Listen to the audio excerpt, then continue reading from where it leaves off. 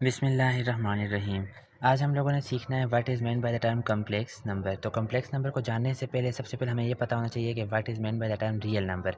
तो real number ऐसे तमाम नंबर जिनको हम रियल लाइन के ऊपर रिप्रेजेंट कर सकते हैं। देखिए हमारे पास रियल लाइन, हमारे पास इस तरह की एक लाइन होती है जिसमें हमारे पास सेंटर में हम लोग जीरो को प्लॉट कर होते हैं, राइट साइड पर हमारे पास पॉजिटिव नंबर होते हैं और लेफ्ट साइड पर हम लोग किसको प्लॉट करते हैं, नेगेटिव नंबर को। अब यहाँ पर एक नंबर लेते हैं 0 और 1, इनके दरमियान हमारे पास इनफाइनाइट नंबर लाई कर रहे हैं, ठीक है। लेकिन उनको हम इस नंबर लाइन को प्लॉट कर सकते हैं। जिस तरह फॉर एग्जांपल मैं आपको देता हूँ 0.1, तो 0.1 को आप इजीली यहाँ पे प्लॉट कर सकते हैं। फिर मैं कहता हूँ 0.2, 0.3, 0.4, इस तरह आप 0 और 1 के दरमियान इनफाइनाइट नंबर हैं, इनको आप नंबर लाइन के ऊपर प्लॉट कर सकते हो। ऐसे तमाम नंबर जिनको आप इस नंबर लाइन के ऊपर प्लॉट कर सकें उन्हें हम किसका नाम देते हैं, ये क्या है, रियल नंबर है। और जिसको हम नंबर लाइन के ऊपर प्लॉट नहीं कर सकते उन्हें हम किसका नाम देते हैं, वो क्या है हमारे पास, इमेजिनरी नंबर या कम्प्लेक्स नंबर उनको हम कह सकते हैं, ठीक है। अब इमेजिनरी नंबर के बारे में हम लोग जान लिया। अब देखते हैं इमेजिनरी नंबर का कंसेप्ट हमारे पास आया किस तरह से था। अब जानते हैं इमेजिनरी नंबर हमारे पास आए किस तरह से। तो सबसे पहले हमारे पास मैथमेटिशियन थे जिनका नाम है जिलियनो कार्डिनो। ये सबसे पहले हमारे पास ये क्यूबिक इक्वेशन को सॉल्व करे थे, जिनके इसलिए जब क्यूबिक इक्वेशन को सॉल्व करने के दौरान इन्होंने सबसे पहले इंट्रोड्यूस किया किसको, कम्प्लेक्स नंबर को, ठीक है। उसके बाद लेटर ऑन हमारे पास कंसेप्ट गाज जो थे, इन्होंने इंट्रोड्यूस किया ज्योमेट्रिक रिप्रेजेंटेशन दी कम्प्लेक्स नंबर की, और इन्होंने कम्प्लेक्स नंबर को हमारे पास बताया कि किस तरह से हम एक आर्गन प्लेन जिसको हम कम्प्लेक्स प्लेन भी कहते हैं, जिसका हमारे पास इंट्रोड्यूस किया था जीन रॉबर्ट आर्गन ने। इसके अंदर हमारे पास ज्योमेट्रिक रिप्रेजेंटेशन पेश की इसकी गाज की। अब आपके पास कम्प्लेक्स नंबर के बारे में पूछा जाए तो कम्प्लेक्स नंबर क्या है, तो आप ये क्या कहेंगे, ये रियल मतलब ऐसे नंबर, तमाम नंबर बल्कि इस तरह का ऑब्जेक्टिव बन के आ जाए। ये कम्प्लेक्स नंबर का कंसेप्ट सबसे पहले किसने दिया था, ठीक है, तो वो कौन से, जिलियनो कार्डिनो। किस सेंचुरी में दिया था, 16th सेंचुरी के अंदर। लेटर ऑन 19th सेंचुरी के अंदर ज्योमेट्रिक रिप्रेजेंटेशन किसने पेश की, गाजेस ने। और गाजेस हमें क्या आपको बताया कि आपने इस कम्प्लेक्स नंबर को आर्गन प्लेन के अंदर कैसे ड्रा करना है, ठीक है।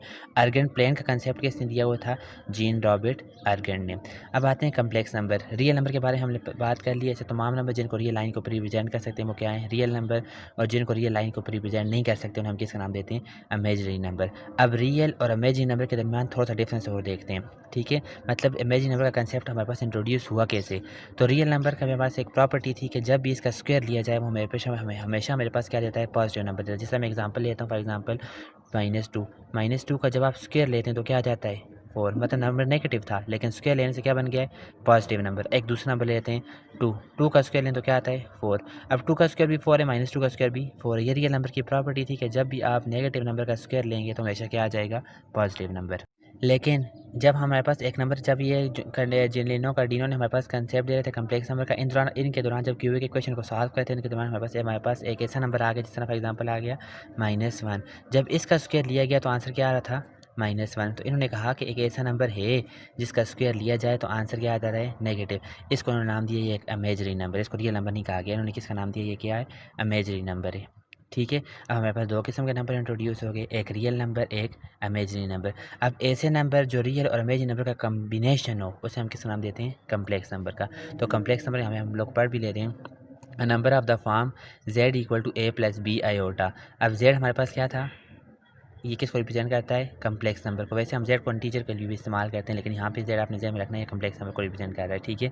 a + b आयोटा इसकी जनरल फॉर्म है। इसमें a और b जो है आपके पास रियल नंबर होंगे, लेकिन आयोटा यहाँ पे जो मैंने अभी आपका नाम दिया है √-1, ये आगे मैं चल के बताता भी हूँ आपको। √-1 ये आयोटा है, ये ग्रीक लेटर था, ये इसका किसका नाम दिया जाएगा, इमेजिनरी नंबर का। क्यों, क्योंकि इसका जब स्क्वायर लेते हैं तो हमारे पास क्या आ जाता है, नेगेटिव आता है। देखिए मैंने आपको कहा है where a b belong to real number, iota यहाँ पे क्या है, √-1 इस कॉल्ड द कम्प्लेक्स नंबर, ठीक है। √-1 यहाँ पे कम्प्लेक्स नंबर लिख लिया तो आपने -1 इस कॉल्ड इमेजिनरी नंबर है, ठीक है। और z = a + b आयोटा ये हमारे पास क्या है, टोटल क्या है, कम्प्लेक्स नंबर है। ये बात समझ आ रही है। अब देखिए यहाँ पे नीचे लिखा हुआ है here a is a real part of z denoted by RE of z, मतलब real number of z and real number of complex number z, अच्छा। And b is imaginary part of z denoted by imaginary part of z। अब इस related में आपको एक objective बता देता हूँ। मेरे पास लिखा हुआ है 2 + 3 आयोटा। तो आपसे एग्जाम में क्वेश्चन पूछा जाएगा कि इस कम्प्लेक्स नंबर का रियल पार्ट क्या है। तो नीचे ऑप्शन होंगे 2, 5, 6, 8। तो आपने बताना है इसका रियल पार्ट क्या है, 2। फिर आपसे पूछा इमेजिनरी पार्ट क्या है, तो इमेजिनरी पार्ट क्या है यहाँ पे, 3 आयोटा नहीं कहना, 3 इसका इमेजिनरी पार्ट है। और 2 + 3 आयोटा टोटल क्या है, इमेजिनरी नंबर है। समझ आ रही है। देखें मैं ऊपर मैंने लिखा है b is the imaginary part, b iota नहीं का। तो आयोटा का जो कोफिशिएंट होता है वो आपके पास क्या होता है, इसका इमेजिनरी पार्ट होता है। अब ऑप्शन में दिया हो जाए सिलेक्ट द इमेजिनरी पार्ट, तो 3 आयोटा भी दिया हुआ है, 3 भी दिया हुआ है, तो आपने 3 सिलेक्ट करना है, 3 आयोटा नहीं सिलेक्ट करना।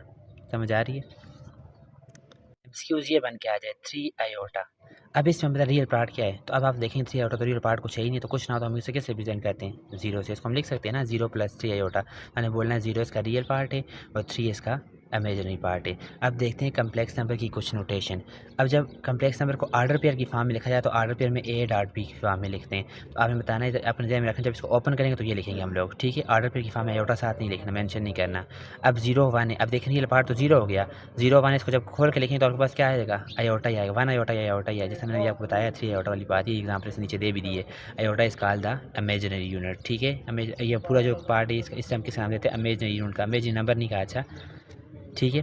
इन सेट नोटेशन, सेट में लिखा जाए तो हम लोग लिखते हैं C equal to curly bracket डाल दी AB such that AB belong to real number equal to R class है। ये कोई भी सेट हो तो उसकी जनरल फॉर्म लिखने का ये तरीका होता है। ये पहले आप ऑर्डर फिर सेट को डिफाइन करते हैं और फिर आप जो इसके अंदर जो वेरिएबल होता है उनको डिफाइन करते हैं कि इनका ताल्लुक किससे। हमने ऊपर आपको बताया भी A और B दोनों के रियल नंबर होंगे, ठीक है। अब आपको नीचे बता रहा हूँ, नीचे चल के हम लोगों ने सीखना है कि कोई भी आयोटा की पावर हो उसको कैसे सॉल्व किया जाएगा। मैंने अभी आपको बताया आयोटा किसके बराबर होता है, √-1।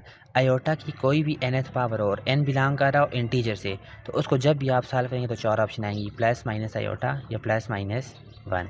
ये आपने याद रखना है। अच्छा, आयोटा की कोई भी पावर आ जाए और वो इंटीजर हो, मतलब फ्रैक्शन में ना हो, जिस तरह 1 3 5 2 3 -1 -4 जो भी हो, लेकिन फ्रैक्शन में ना हो, इंटीजर हो, ठीक है। तो उसकी कोई पावर को सॉल्व करें तो आपके पास आंसर यही आएंगे। तो ये एग्जाम में काफ़ी सारे क्वेश्चन एग्जाम में आते हैं आयोटा की पावर को सॉल्व करने के। जिस तरह दिया हुआ आयोटा √-1, इसका स्क्वायर ले लें, इधर स्क्वायर लिए तो आयोटा स्क्वायर क्या आ जाएगा, -1।